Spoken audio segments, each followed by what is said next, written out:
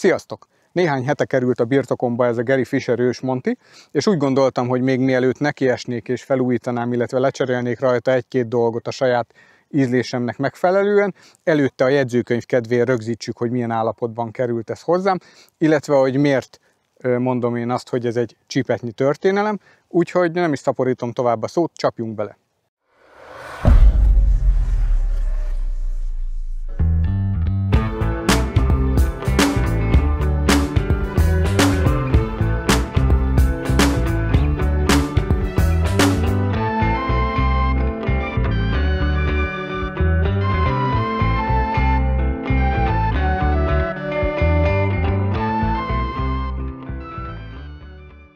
Nos, akinek nem lenne ismerős a Gary Fisher márka, illetve a Gary Fisher név, annak pár szóban elmondanám, hogy a Gary Fisher nevezetű bácsi, ő Amerikában, Kaliforniában tevékenykedett, néhány társával együtt Schwinn átalakított cruiser biciklikkel csapattak lefelé a Marin megyei hegyekből.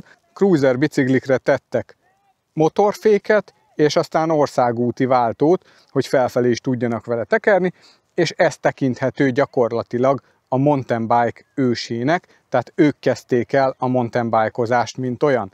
Ugyanakkor nem ő volt az egyetlen, akinek megsütötte a fejét a napot Kaliforniában, és néhány társával együtt alapítottak egy céget 1979-ben, és kifejezetten mountain bike-ok készítésére és ezeknek az értékesítésére szakosodtak. Ők voltak Charlie Kelly, és a méltán híres Tom Ritchie, őt gondolom nem kell senkinek bemutatni, tehát Charlie Kelly és Gary Fisher a Tom Ritchie által összeheggeztett vázakat pakolta össze olyan alkatrészekkel, amiről úgy gondolták, hogy mountain bike-ozásra megfelelő, és így készültek el annak idején az első mountain bike-ok.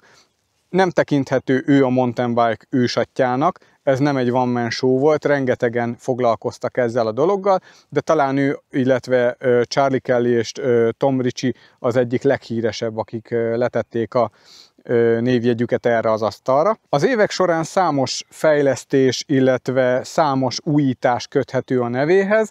Az egyik mai napig is legmeghatározóbb ilyen dolog, az a 29-es kerekű kerékpároknak az elterjedése, illetve az emellett való kardoskodás, ugyanis 2002-ben megjelent egy 29 tolos kerekű mountain bike-kal, amit nem engedtek UCI versenyeken indulni, majd később 2003-ban az ő lobby tevékenységének hála engedték a 29-es kerekű mountain bike-okat a nemzetközi kerékpárversenyeken, és gyakorlatilag innen eredeztethető az, hogy a 29 colos kerekű kerékpárok azok ilyen széles körben elterjedté válhattak. Emellett még sok tekintetben hozzáadott a sporthoz, illetve magához a kerékpároknak a fejlődéséhez, mind vázgeometria tekintetében, mind pedig az apróbb alkatrészeknek a fejlesztése során. A Gary Fisher céget azt a 90-es évek elején a Trek megvásárolta, de egészen a 2000-es évek elejéig, mint Gary Fisher márka név tovább működött.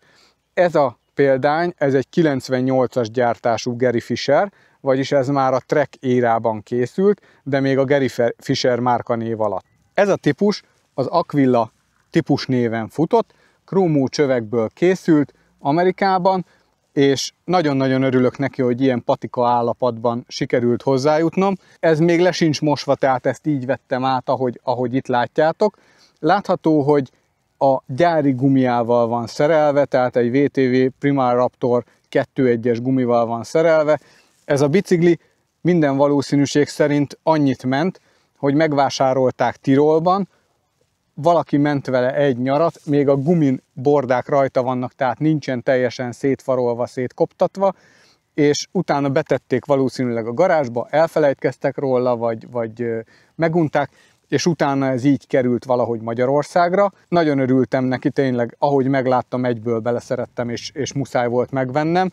Eleve ez a zöld szín szerintem nagyon pofás, és az, hogy minden eleme gyakorlatilag gyári, tehát ez így került ki a boltból. A láncon mértem láncnyúlásmérést, és a 0,75-ös láncnyúlásmérő nem esik bele, tehát ez is teljesen használható.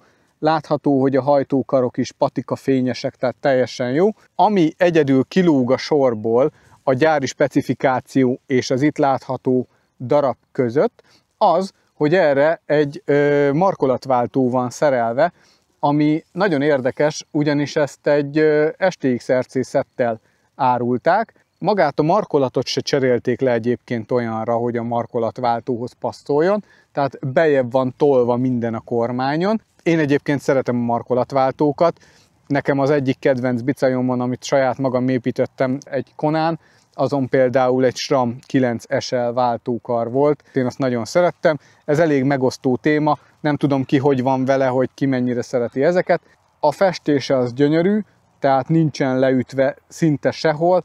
Egy helyen találtam rajta nagyobb festékleverődést, az egyik oldalon a bovden akasztón van egy festéklepattanás, azt majd fogom javítani.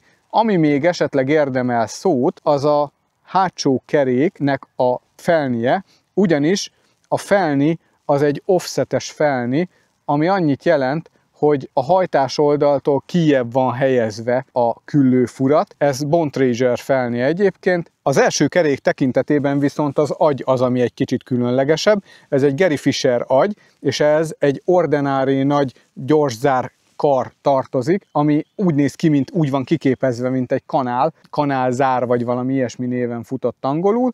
Ez csatlakozik bele a RockShox Indy S telókba, ez is tényleg makulátlan állapotú.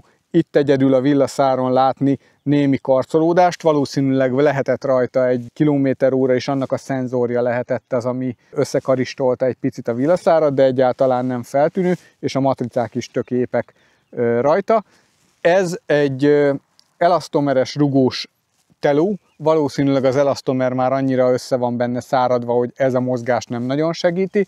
Fékek tekintetében Diacomp fékeket kapunk a bringán, teljesen jól végzik a dolgukat.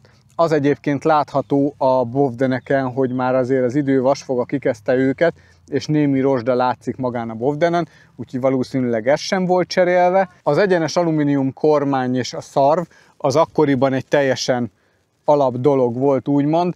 Nagyon sokan használtak szarvat még versenyeken is, mászásnál tényleg akár jól jöhet, illetve támaszkodni is jó rajta hosszú úton. A fékkarokkal nem vagyok annyira kibékülve, valószínűleg ez is cserés lesz a bovdenekkel együtt. Egyébként lehet tippelni a kommentmezőbe, hogy mi és hogyan fog átalakulni ezzel a bringával kapcsolatosan. Megmondom őszintén, kicsit fáj a szívem, hogy meg fogom bontani, de használni szeretném, és ehhez egy nagyon pici modernizálásra lesz szükség, illetve átalakításra. Úgyhogy ez a Retro Montis Bike Check most ennyi lett volna. Ez a Gary Fisher Aquila 1998-ból. Remélem, hogy tetszik, illetve tetszett. Ne felejtsetek el lájkolni, kommentelni és feliratkozni. Ha pedig készen vagyok az átalakítással, felújítással, akkor lehet, hogy jövök majd egy update videóval. Köszönöm, hogy megnéztétek. Sziasztok!